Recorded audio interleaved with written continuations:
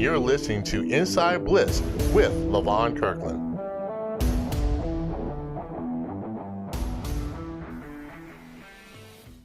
This is the best time of the year because we do get to interview some amazing young people. We get to hear their stories and how they navigate education, on the field performance, and also being a leader in their community. And I also have to really go out there and thank Spinks for being a sponsor, the South Carolina National Guard, and also Wide Law.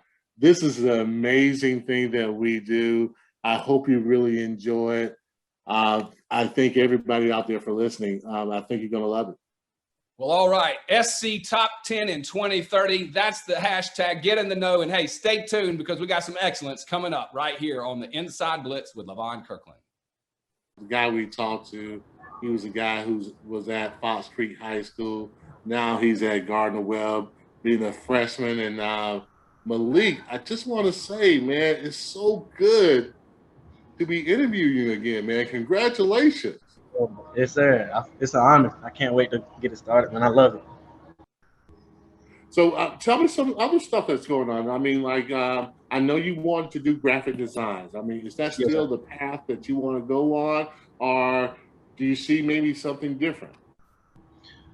For right now, most definitely graphic designing is still the way I'm trying to look for in college. Most definitely, my mom told me, she said, well, you got to go ahead and look towards like your first 2 years, you're going to be doing the same type of things that you were doing in high school, taking a math, science, reading and stuff like that. And I was like, man, I got to take another Spanish, this and that over again. I said, I just did that, for my last 2 years of high school. I said, I don't want to do all that again. I said, I want to jump right into, what I love. And, that's designing, picturing the things that's in my mind and put it on a computer and, sending it out to the real world. And, but yeah, graphic designing is still what I want to go to. But, I got to realize I got to go through these first 2 years to get there and start on my major. Now, we know your parents. How are they doing? I mean, they were kind of your role models. Can you tell our audience how your parents really got you prepared for this moment in your life? Man. It's like there's like a big piece of them, just stuck, inside of me. And like every time I get to communicate to them on the phone, being in North Carolina, I just be like, man, I really miss home. Like I went to my house, I think a week ago, to check on my family or whatever. I slept in the bed, in my bed that I was raised in. I was like, man, I felt like a visitor. I said, right. God, did you feel the same? I was like, God, this is my home. But I was like, God, it felt like I was only gone for a week, and it felt like I was gone for like so long.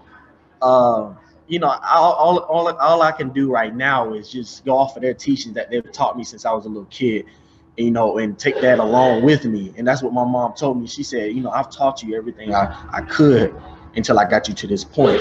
I've helped you so much, carry you so long, so far, this and that. Now it's your choice. Once again, it's your choice. It's your choice to use these things that I've taught you and put it out into the world. You got to go show those coaches. You got to go show those professors that you are a Thomas, that you are our son. Same thing with my dad. He's most definitely an educational man. He says, you have to be in class. You got to take up those tasks every single day. I work out since it's 6 o'clock in the morning.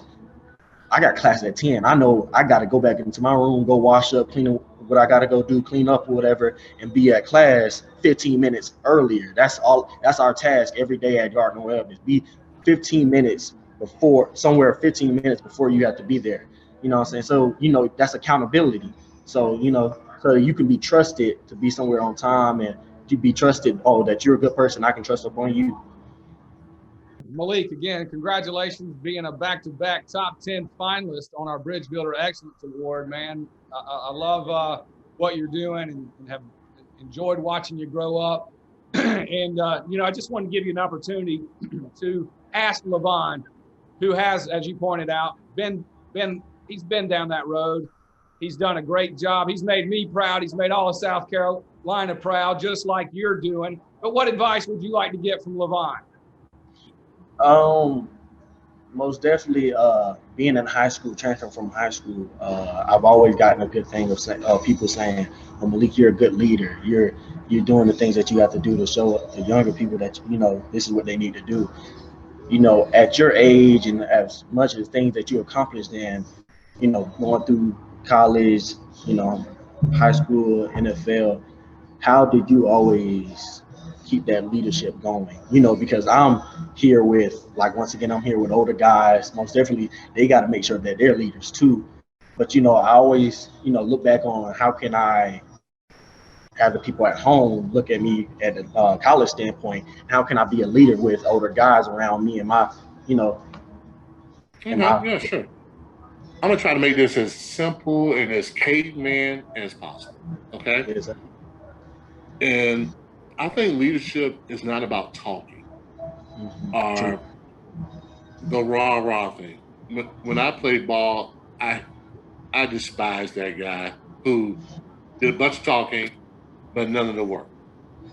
I feel to be a very effective teammate, effective leader, you got to first put in the work, and then people got to know that you care about them, that you genuinely care about what's going on with their lives, and that you're there for them. I think if you do that, that leadership will speak volumes.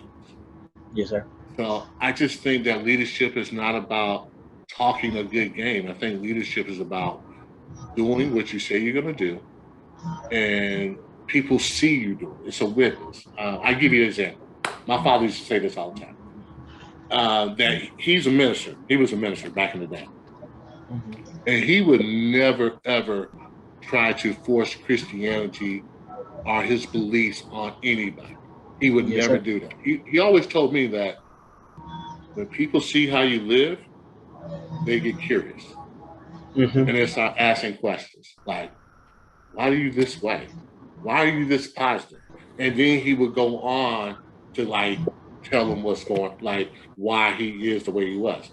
So I feel that's the same way in leadership. I mean, you do the work, you let people see you do the work, whether you the best player of the team or not the best player of the team, you can still be a leader. People are going to come to you and be like, man, I need some advice. And they know that, man, he's a leader. So don't confuse leadership as always being the best guy on the team. Sometimes the best guy on the team is not the best leader. It's the guy who puts in the work and the guy who cares about his teammates. That's leadership. And the leader can also ask other leaders for backup help or things like that too. That goes back to leaning on your friend, leaning on your teammates. Yes, sir. And that's in every aspect of your life. Yeah. Yes, sir. Educate, empower, and encourage. That's what we do here with the South Carolina Football Hall of Fame. I have to take my hats off to these young people. These interviews were amazing. I got inspired. Those guys, they really have their head on straight. And these guys are going to be our future leaders. So we want to thank them so much for being a part of this interview. Thank them so much for their time and energy. It was amazing. That's right, Levon. These guys are awesome. And thank you yourself for being one of the leaders that paved the way for South Carolina. We're proud of you. We're proud of all of them. We appreciate all the great influences, the coach, the parents, and everything for these young people. And we need you to help us reach this goal, SC Top 10 in 2030. Go to our website, scfootballhof.org, and become a Founders Club member, a Founders Club Elite, or some other way. Join in with us and help us lead South Carolina to the top 10 in college and career readiness by December 31st, 2030. We'll see you soon. God bless you.